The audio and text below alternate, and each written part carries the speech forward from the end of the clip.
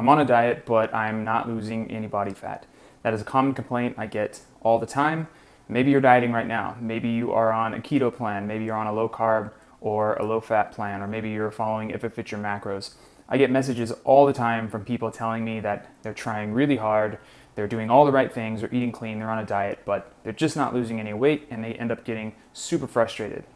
One of the problems that we face when it comes to these diets is they're too hard to follow, or they're not very specific in what's required to actually make it work.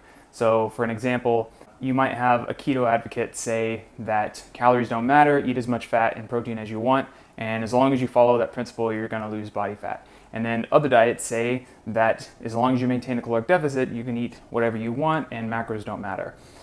The problem is that none of these diets really get into the specifics of what it takes, and often they're very complicated to implement and they're usually impractical.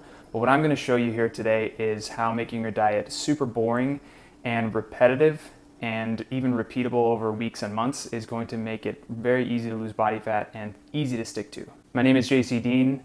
Welcome to a no BS approach to looking great naked. This is where I share the truth on what it takes to get into shape, and I'll give you the exact steps on what it takes to reach your fitness goals. I know I mentioned earlier that I said that your diet should be boring and repetitive in order to make progress, but boring doesn't necessarily mean bland. And what I'm going to share with you today is my BBED approach, which stands for Boring But Effective Diet, and I'm going to show you exactly what it takes in 3 steps to make this work for you. The number 1 step, and this is the truth for every fat loss plan, no matter what anyone tells you, you have to maintain a caloric deficit. My personal preference is maintaining a deficit over 4 to 6 days per week. And that's because I don't think anyone should stay on a dietary deficit for too long, and I think you should have scheduled small breaks in your caloric intake every single week, if not every 2 weeks. Now, of course, we want a caloric deficit, but we don't want to just focus on calories. And we want to make sure that we focus on macronutrients as the primary driver of our caloric intake. I'll get into that more, but ultimately what you need to know is focus on getting enough protein, carbohydrates, and fat. And if you hit your macros on a consistent basis, you're going to hit the calories necessary that will enable fat loss to happen. Now, the second thing I want to share with you is once you got your macros sorted and you got your macros calculated, you want to make sure that you are eating primarily whole foods. Now, I know there's a lot of diets out there that say you should eat nothing but protein and fat if you want to lose fat, and to cut out carbs entirely. And then there are some diets that say you should eat plenty of junk food, and as long as you're hitting your macros and calories, then you should be fine.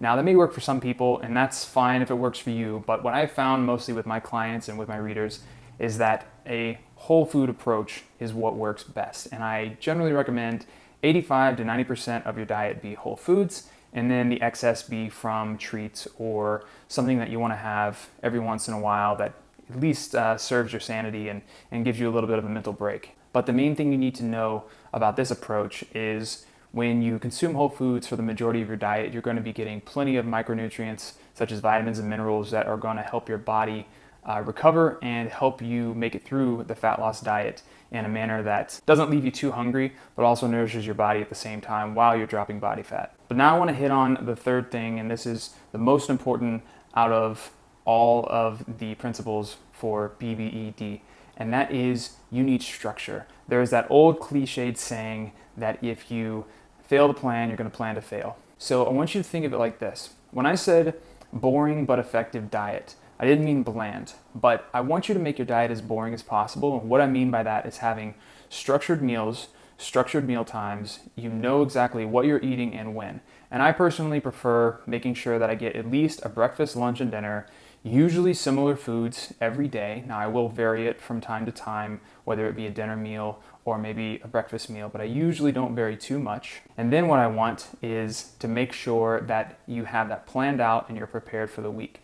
So you're not getting home on a Wednesday afternoon after you've trained and realize that you haven't prepared anything the night before for dinner, and now you've got to figure out what you're going to eat. Because most people fail when they haven't planned out their meals and they're left to pick something at the last minute. They usually make a bad choice, or they get something quick and easy, and then that causes them to go over their caloric and macronutrient goals. And then if it's not corrected pretty quickly within the next day, it tends to keep people from actually making progress with their fat loss goals. So here's a quick recap of the BBED principles. Remember, boring but effective diet is what you want.